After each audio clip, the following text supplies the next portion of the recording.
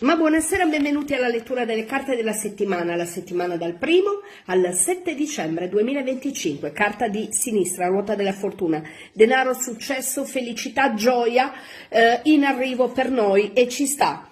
Carta del centro, la temperanza, il vostro duro lavoro sarà ripagato dalla fatica che avete impiegato nell'arrivare a raggiungere l'obiettivo da voi prefissato. Bravissimi.